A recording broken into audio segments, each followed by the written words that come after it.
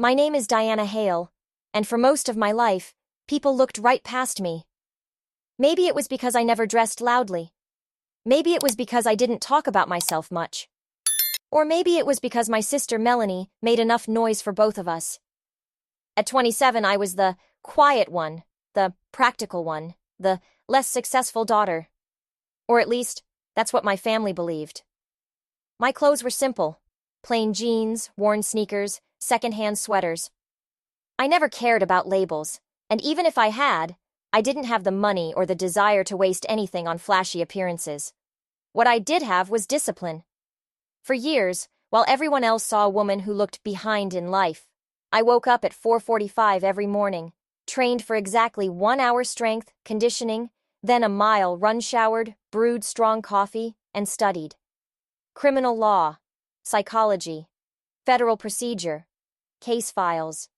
Whenever someone in my family asked why I was always tired or busy, I told them I took extra shifts. Not a lie, I did work a lot, just not in the way they thought. For nearly 3 years, I'd been preparing for one goal: joining the FBI. Not the glamorous movie version, the real one: cases, evidence, victims, integrity, duty. And after interviews, exams, physical tests, background checks, and Quantico training, I made it. I was a newly hired FBI special agent, awaiting assignment.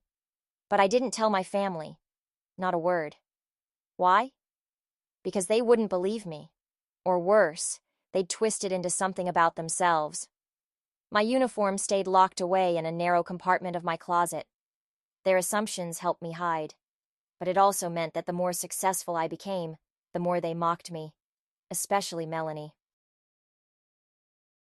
Melanie was 25, stylish, glamorous, and loud. Not evil, just petty, insecure, obsessed with appearances, and addicted to validation. Her favorite sport was comparing herself to me. Her beauty versus my plainness, her spending versus my frugality, her status versus my nothing, and she hated that I didn't react. The worst moments happened at family gatherings, my mother's birthday, backyard dinner. I wore a simple, thrifted white dress.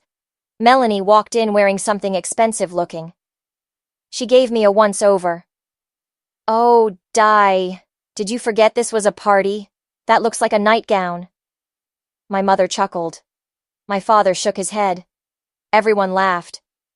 "It's comfortable," I said. "Comfortable?" Melanie repeated loudly. "Comfortable is what you wear to bed." More laughter. I breathed, calm, steady, quiet. "It serves its purpose," I replied. "My cousin's engagement dinner. I wore repaired black flats." Melanie: "Di, I can see the glue on your shoes." Aunt: "Why not buy new ones?" Melanie: "Maybe she's saving for a rainy decade." More laughter. I said nothing. Restaurant. Crowded. Someone from Quantico happened to be nearby. Melanie was in rare form. "You always look like you're going to a funeral." "And that outfit, sweetie. If you can't afford nice things, I'll buy you something decent." My mother: "You need to update your wardrobe." My father: "Time to look like an adult." They laughed. I kept my composure, but inside, disappointment settled in. Not in me, in them. Sunday lunch. Melanie brought her new boyfriend, Trevor Slick, status obsessed. I wore jeans and a green t-shirt. Melanie introduced me as someone who shops at bargain places. Trevor smirked. "If you want help dressing like a professional woman, Melanie can teach you." Professional. A word I'd earned with blood, sweat, discipline, and silence. Melanie giggled. I've been telling her that for years. The table laughed. And that was it. I stood, calm, controlled. "I'm done with this," I said. My mother: "Don't be ridiculous." "No," I said softly. "Not anymore." I walked out. Melanie muttered, "She's so sensitive." I was not sensitive. I was done. Revenge wasn't about anger. It was about clarity. Respect. Boundaries. As an FBI agent, secrecy mattered. You don't flaunt. You don't boast. You reveal with purpose. And the next family event would be the perfect place. My cousin Emma's housewarming party in 3 weeks. I texted her privately. I may have to come straight from work. Mind if I show up in uniform? Emma. Uniform? Yes, whatever you need. She didn't ask what uniform. Perfect. For 3 weeks, I pressed the uniform, polished the shoes, cleaned the badge, ensured all regulations were followed. This wasn't a costume. This was my career.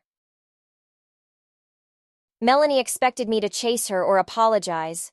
I didn't reply, didn't answer calls, didn't attend dinners. Silence became my shield, and my silence made her unravel. She posted dramatic quotes online. Family can be toxic. Some people can't handle your success. Cut off negative energy.